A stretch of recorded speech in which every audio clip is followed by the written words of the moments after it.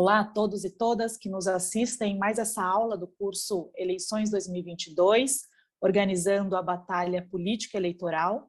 Meu nome é Jordana Dias Pereira e eu sou coordenadora do Núcleo de Opinião Pública, Pesquisa e Estudos da Fundação Perseu Abramo, o NOP. A aula de hoje faz parte do módulo 8, que chama Pesquisas e Planejamento Eleitoral. Primeiramente, gostaria de agradecer o convite do curso de difusão para apresentar os resultados da pesquisa Percepções e Valores da Sociedade Brasileira Não Polarizada, essa pesquisa que foi publicada no início desse ano, que traz um diagnóstico sobre percepções políticas do eleitorado não polarizado, ou seja, aquele que não está nem no campo do lulismo, né, e nem no campo do bolsonarismo. Portanto, essa parcela da população que hoje representa 30%, 40% do eleitorado brasileiro, né? E essa parcela da população que é fundamental para a formação da maioria em 2022. Primeiro, gente, eu gostaria de dizer que essa pesquisa ela buscou desmistificar também alguns conceitos, né, pré-concebidos em relação a essa parcela do eleitorado. Primeira coisa, né, muitos dizem assim, é um eleitorado, esse que não polarizado é apolítico, não gosta de política, né? O que a gente encontrou em campo é exatamente o contrário, né? A gente encontrou na amostra um setor bastante politizado e que tem, ainda que tenha algumas críticas, né, em relação ao sistema político como um todo, não tem uma tendência de abstenção, né? Então, eles não dizem que pretendem se abster em 2022, ao contrário, querem comparecer às urnas, têm opinião política sobre as questões, né?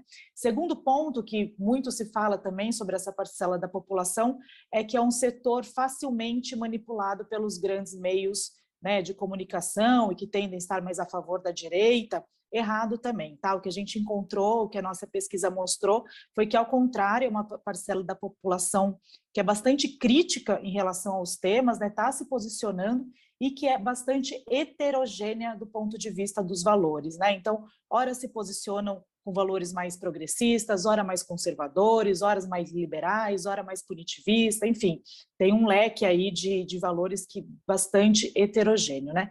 Por isso, gente, dada essa complexidade dessa amostra, né, que a gente acha que é importante continuar aprofundando esse diagnóstico, né, sobre essa população, compreender cada vez mais seus valores, suas críticas em relação à política e buscar aí elos, né, de diálogos, canais de diálogo com essa parcela da população que, como já disse, é fundamental para a gente construir maioria em 2022, né, nesse ano, nesse processo eleitoral que vai se iniciar. A nossa pesquisa é bastante extensa, tá? São mais de 150 slides que abordam vários temas. Hoje eu vou apresentar aqui para vocês um resuminho, tá? Dos principais resultados. Mas a pesquisa completa está no site da Fundação Perseu Abramo. Gostaria de pedir para a equipe aqui deixar o link de acesso para vocês, e aí vocês podem acessar, estudar, dar uma olhada, inclusive mandar algumas perguntas para a gente, que estamos à disposição, tá bem? Então, vou começar projetando aqui a página Cultura Política. Então, o nome da pesquisa é Percepções e Valores da População Brasileira Não Polarizada. Então, como objetivo do nosso estudo, a gente percebe aqui que era justamente aprofundar o diagnóstico dessa população não polarizada, né, que não gosta nem desgosta do PT, não gosta nem desgosta do Bolsonaro, e reunir uma série de conhecimento e reflexão para construir pontes de diálogo com essa população, né? Então, a gente fez, como vocês podem olhar aqui, eram 3 áreas de abordagem: sociedade, Estado, democracia e política, né? A gente, ao longo de 2021, a gente consultou todos esses intelectuais, ativistas políticos, né, para construir a nossa pesquisa, o nosso problema de pesquisa. Então, a gente tem aqui Esther Solano, a Teresa Campelo, o Marcos Coimbra, da Vox Populi, o André Singer, da USP, o William Ozaki, né, Bruno Paes Manso e o pessoal do Reconexão Periferias, que é um outro projeto super importante da Fundação, Leonardo Britzer, Isabela Calil. A gente fez um diálogo importante também com o pessoal da Oxfam Brasil e com a Ana Carolina Evangelista. Depois de escutar todos esses intelectuais, ativistas, né, pensadores do campo progressista, a gente construiu o nosso problema de pesquisa, né? Como metodologia, a gente usou a metodologia qualitativa. O que significa isso?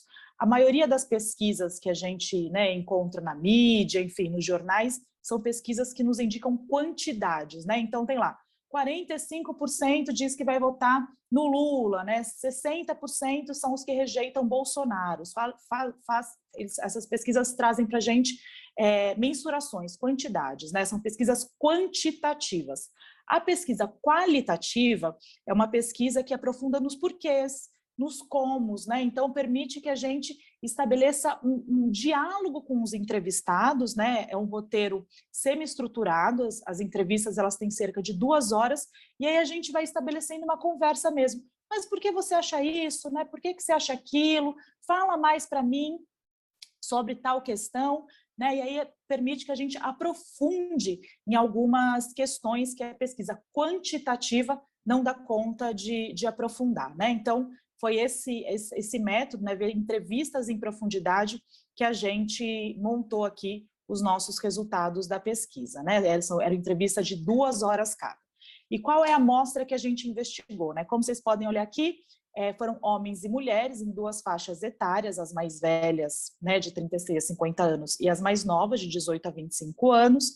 Contemplamos pretos, pardos e brancos, né, população economicamente ativa, trabalhando ou desempregada, ou os autônomos, né, é uma pesquisa de amostra nacional, então foi feita nas 5 regiões do país, né, nas capitais e em cidades pequenas, beneficiários ou não dos programas sociais, em 2 faixas de renda, até 2 salários mínimos e de 2 a 5 salários mínimos, e com esse posicionamento político, é a questão mais fundamental aqui, né, esse perfil de não polarizado, né, a partir dos critérios utilizados na pesquisa da Vox Populi de 2019, sentimentos em relação ao PT. Né? Então, segundo essa pesquisa de 2019, os não polarizados eram 39% dos eleitores. Tá? E por que eu friso aqui a questão da amostra? Né? Por que é importante? Porque provavelmente, se a gente fizesse essa mesma pesquisa, né, aplicasse esse mesmo roteiro semi-estruturado com pessoas que estão mais próximos do lulismo, o resultado seria diferente. Mesma coisa, se a gente aplicasse a mesma pesquisa, o mesmo roteiro semi-estruturado em pessoas que estão mais próximas do bolsonarismo, o resultado também poderia ser diferente, né? Então, todos os resultados que eu vou falar aqui para vocês dizem respeito a esse perfil da amostra não polarizada, que não está nem no polo e nem no outro, tá? Então, é importante dizer isso, que é justamente essa população que a gente precisa para construir a maioria eleitoral em 2022, né? Então, eu vou começar aqui falando, aqui vocês enxergam uma nuvem de palavras, né, com as profissões e ocupações principais, né, da nossa amostra. Então, tem aqui estudante, né, como a gente investigou uma população mais nova, os estudantes aqui ganharam destaque, né, vendedor, técnico de enfermagem, auxiliar de APRO, empregada doméstica, diarista, fisioterapeuta, né, técnico, confeiteiro, enfim, uma série aqui de profissões e de ocupações na nossa amostra, né? Os mais fortes são os que eram mais consistentes, que tinham mais pessoas na nossa amostra. Identidade de classe. Gente, uma das primeiras perguntas que a gente fazia é como que a pessoa se identificava na sociedade, né? Uma sociedade que elas admitem que é bastante desigual. Então, muitas falavam, eu sou muito trabalhadora, eu sou muito batalhadora, né? Mas é importante a gente entender, isso a gente consegue entender justamente na pesquisa qualitativa, né, que a gente estabelece um diálogo, que a gente vai aprofundando as questões, que a palavra trabalhadora, elas usavam mais como um adjetivo, um atributo de valor, né, então eu sou trabalhadora, sou batalhadora, eu tenho força de vontade, do que propriamente ao lugar que ocupa na sociedade de classes, né? Então a polarização aqui não era em relação batalhador versus empreendedor versus patrão, né? Mas era eu sou batalhadora porque eu batalho, porque eu corro atrás das minhas coisas, porque eu me esforço para crescer na vida, né? Então a questão do trabalho aqui aparece mais como um atributo de valor, um adjetivo, do que propriamente um lugar que ela ocupa na sociedade de classes, né? Aqui vocês podem ver algumas frases, né? Então, comecei a trabalhar com 14 anos, disse esse homem mais velho branco de São Paulo, capital, né? Trabalhador é uma qualidade, um adjetivo que eu gosto de ser chamado. A outra frase aqui, eu me considero trabalhadora, porque vou atrás das coisas, tento não ficar parada. Eu sou trabalhadora, batalhadora, trabalhadora mesmo. Essa mulher mais velha, negra de São Paulo, me definiria como guerreira, trabalhadora, esforçada. Aqui são alguns textuais, tá? Algumas frases que as pessoas diziam durante as entrevistas, tá? Então, se não é trabalhador, empreendedor, patrão, né, o critério para se enxergar nessa sociedade tão desigual, qual que é o critério, né? Quais são as categorias que as pessoas utilizam para se posicionar na sociedade desigual, na sociedade de classes, né? A mais comum é pobre, classe média e rico, né? Assim que espontaneamente as pessoas se colocam na sociedade desigual e de classes, né? Que elas admitem que é uma sociedade bastante desigual e são bastante críticas em relação a isso, né? E aí a gente pedia, então, para elas definirem o que é pobre, o que é classe média, o que é rico, né? E aqui mais alguns textuais. Rico é quem pode ir ao supermercado e comprar tudo o que deseja. O rico vai se tratar no Albert Einstein. A gente depende do SUS. Os ricos, né? Olha essa frase aqui que impactante. Os ricos compram tudo.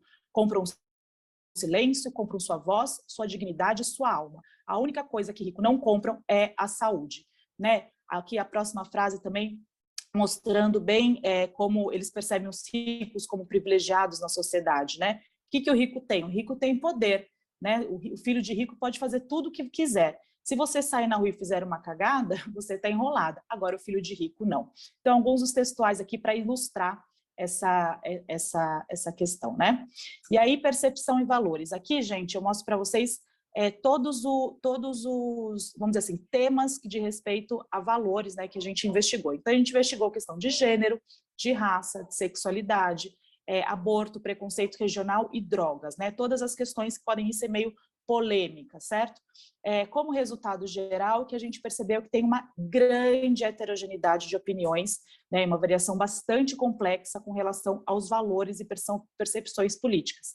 Então, como eu disse para vocês, ora as pessoas se posicionam com valores mais progressistas, ora mais conservadores, ora mais liberais, ora mais punitivistas, a depender do tema, né? O mesmo indivíduo, numa mesma entrevista, a gente podia ter, a depender do tema, variações bastante significativas de valores, né? Então, a gente tinha um roteiro e começava a perguntar, questão LGBTQIA+, a pessoa dizia, eu acho que casais gays têm que sim adotar, têm que sim viver felizes, né? Parecia uma pessoa bastante progressista do ponto de vista do valor. Aí a gente ia para outro tema, né? Vamos colocar aqui questão, por exemplo, de drogas, né? Como que você acha que deveria ser tratada a questão de drogas no país?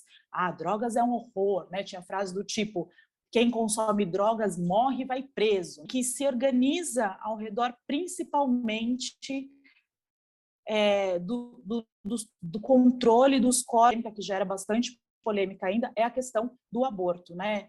Grande parte da nossa amostra, né, era contra a descriminalização do aborto, né? Dizia que as mulheres têm que ter o controle sobre a própria vida, né? E que aborto era matar crianças, enfim. Então, ainda é uma questão que o conservadorismo ali ele faz bastante presente, né? Em oposição, por exemplo, a questão LGBTQIA+, né? Como avançou ao longo dos últimos anos essa questão, né? Eram muito raras, né, as pessoas que diziam que um casal homoafetivo não pode adotar, né, que um casal homoafetivo não poderia casar, né, enfim, fazer a união estável, né? Então, com relação a isso, as pessoas avançaram bastante, assim, tendem a ser mais progressistas em relação a essa questão, né? Outra questão que a gente vale destacar aqui também como um avanço, a questão racial, né, gente? Assim, ao contrário de algumas pesquisas que a gente fez anteriormente também, com a mesma metodologia, o que a gente percebeu é que hoje a questão do racismo ela é entendida como de fato uma questão, né? Porque a gente sabe que a negação do racismo no Brasil era uma marca, né? E hoje, nessa amostra que a gente investigou, né, novamente destacando aqui, a amostra que a gente investigou, né, se a gente perguntasse isso para bolsonaristas, talvez a resposta fosse diferente, né? Mas nessa amostra, que é a amostra de não polarizado, o problema do racismo não é negado, né? Há consenso de que os negros não acessam as mesmas oportunidades que os brancos, né? E ainda a gente percebeu, principalmente entre os mais jovens, uma análise bastante crítica em relação ao processo de colonização do Brasil, né? Então, aqui a gente destacou essa frase, como vocês podem ver, olha aqui, os meus antepassados não puderam estudar, não puderam fazer muita coisa em prol dos descendentes de italianos, japoneses, nesse processo de embranquecimento. Então, é uma frase bastante politizada, bastante crítica em relação ao processo de colonização de um homem mais jovem negro aqui da capital, Renda 1, né? Então, a gente já encontra esse tipo de crítica, né, bastante sofisticada em relação ao racismo no Brasil, né? Então, assim, falam que tem racismo principalmente no mercado de trabalho, né, onde negros tendem onde brancos são privilegiados, né, caso estejam disputando uma vaga com negros. Então, algumas frases aqui sobre o racismo, né, gente? Às vezes o olhar é diferente, você já sente o olhar de desprezo. Já vivi isso com colegas já. Então, um homem mais velho, branco aqui, se referindo a alguns colegas negros que passam por isso, né? Se você tiver um branco e um negro, vão achar que o negro é que roubou. Se o alarme tocar e a polícia chegar, o primeiro que ele vai colocar a mão vai ser o preto. Isso é certeza, né? Então, aqui algumas falas chamando atenção para o racismo que os negros sofrem no dia a dia, né? Principalmente aí associada à questão da criminalidade. E várias frases nesse sentido também surgiram, né? Então, é isso. Existe racismo, né? O racismo não é mais negado nessa amostra, ao contrário do que algumas outras pesquisas nossas traziam, né? Então avançou-se muito também nesse sentido. Não é mais o problema que é negado, a existência ela está colocada, mas ainda os meios para desconstruir o racismo são alvo um pouco de crítica, né? Como essa fala aqui sobre a cota racial. Né? Aí sobre a gente fazer uma investigação também sobre a questão do sistema carcerário, do punitivismo, né? Há uma percepção bastante consistente de que as prisões no Brasil, gente, são lugares superlotados, né? E que os presos vivem em condições insalubres, né? Muitos diziam também que as prisões formam bandidos, né? Então isso, a questão carcerária é uma questão que é alvo de preocupação também. Mas interessante a gente perceber que a situação, no entanto, não é suficiente para gerar algum tipo de indignação, né? Principalmente porque as pessoas acham, né? Os nossos entrevistados achavam que grande parte daquelas pessoas que estão nos sistemas carcerários são criminosos, né? São bandidos irrecuperáveis. Então, isso não mobiliza nenhum tipo de indignação mais profunda, porque é a questão que os direitos ainda não estão muito consolidados, né? Mas, de qualquer forma, vale a pena destacar que, para a nossa amostra, existem 3 tipos de pessoas que estão no sistema carcerário, né? O primeiro seria esses aí que seriam os bandidos irrecuperáveis, né? Os criminosos, que carregam o estigma de criminosos mesmo, né? Que, segundo as pessoas, podem ter cometido assassinato, estupro, roubo à mão armada, né? Os crimes hediondos. Uma carga bastante punitiva para esse que eles consideram os bandidos irrecuperáveis, né? Mas eles também têm a percepção de que tem no sistema carcerário pessoas que cometeram delitos considerados menos graves, né, como roubo de alimento, e aí esse estaria reservado uma consideração maior, né, então seriam vítimas do sistema e mereceriam cumprir pena com uma certa dignidade, né, e também um terceiro tipo seriam os ricos que cometem crimes de colarinho branco e que, né, a percepção bastante contundente de que esses não sempre saem ilesos e nunca são punidos, né? Então, aqui, nesse slide, vocês percebem, tem a construção aí desses 3 tipos, né, do que eles chamam de bandidos. Por último, a gente vai dar um pouquinho aqui percepção sobre Estado, né? Há uma ampla expectativa de que o Estado deveria garantir não apenas o básico, como educação, saúde e segurança, mas que deveria atuar numa gama mais ampla de política pública, né? Aqui uma frase: o Estado ele tem que dar a base para a sobrevivência da população. Eu acho que tudo isso está incluído dentro dos deveres do Estado, porque não adianta você ter saúde se você não tem cultura, né? Uma mulher aqui mais velha do Rio Grande do Sul, interior, renda 1, né? Então, uma percepção de que o Estado ele deve sim cumprir com uma série de direitos, né, da população. Isso também alterou um pouco em relação às últimas pesquisas que a gente produziu, né, uma pesquisa de 2016 que ficou bastante falada da Fundação Perseu Abramo, dizia que as pessoas tinham mais resistência em relação a um Estado mais forte, né? Provavelmente a pandemia teve um papel importante nisso, né, de mudar a perspectiva aí em relação né, como entendem o Estado, porque no momento de maior vulnerabilidade, né, as pessoas olharam para cima durante a pandemia, quem vai me olhar? E é o Estado, né, que estava ali garantindo vacina, garantindo saúde, né, via SUS, e garantindo também o auxílio emergencial, que foram políticas fundamentais e são políticas que foram muito faladas, né, durante toda a nossa entrevista. Lembrando que o período da nossa entrevista foi de outubro a novembro de 2021, então o momento também que as pessoas completavam seu ciclo vacinal, né, então tinha um certo otimismo e uma avaliação com relação a um passado recente, né, do momento mais difícil da pandemia, e que o Estado foi fundamental, né, para a sobrevivência delas, tanto principalmente por via SUS e do auxílio emergencial, né? Então, a demanda aí de um Estado forte, né, que garanta o mínimo da sobrevivência. E aí, gente, a gente fez uma série de outra investigação, né? A gente investigou também os poderes, né? Qual que é a percepção das pessoas sobre o poder judiciário, legislativo,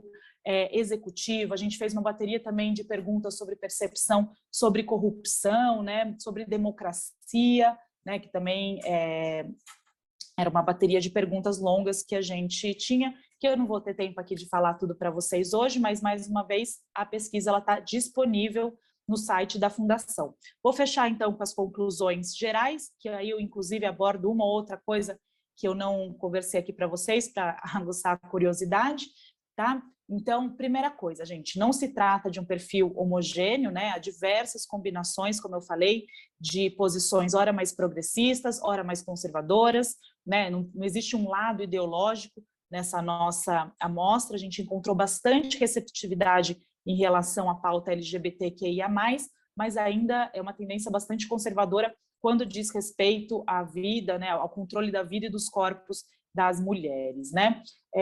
O valor de perseverança, a imagem de brasileiro como trabalhador e resiliente, ele compõe a moralidade desse eleitorado, né? Isso é muito importante, e a esfera do trabalho é determinante na percepção de sucesso e fracasso da vida dessas pessoas, né?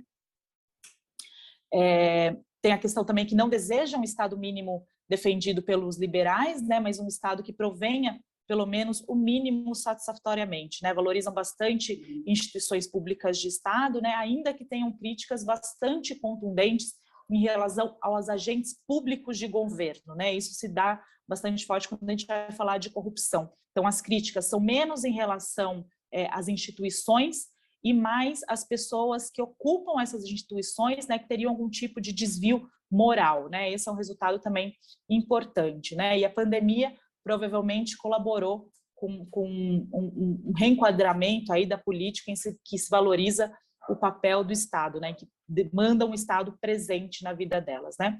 Outra questão aqui que eu não aprofundei muito, mas eles têm na democracia um valor, né, então acham que democracia é algo importante, né, mas tem limites na democracia brasileira marcada pelas desigualdades, né. Já votaram no Lula e no Bolsonaro, mas hoje estão distantes do lulismo e do bolsonarismo, buscando aí alguma força política que desperte neles, né, uma esperança, né, vontade de votar, enfim, são raros os que cogitam também não comparecer às urnas, né. Esse eleitor, ele deseja a continuidade do projeto iniciado pelo PT, né, comprometido com as pautas sociais e as políticas públicas, mas pode mostrar certa desconfiança em relação por conta das denúncias de corrupção e etc. Né? Ainda que isso seja importante destacar, que esse sentimento antipetista que a gente diagnosticou em algumas pesquisas anteriores também, né, de 2016 ou outras, esse sentimento antipetista está bastante diluído, né? Então, provavelmente, esse caos, essa crise política, econômica, sanitária, né, que o país viveu nos últimos anos, reposicionou o PT, né? Então, há uma reavaliação da importância do partido para a democracia, para as políticas sociais, né? Ainda que possa haver uma certa resistência por conta das campanhas difamatórias, né? Então é isso, espero que vocês tenham gostado dessa aula. Agradecer mais uma vez o convite do curso de difusão. A pesquisa completa está no site da Fundação e o NOP, que é o Núcleo de Opinião Pública, Pesquisa e Estudos da Fundação, está sempre à disposição para mais debates. Um abraço.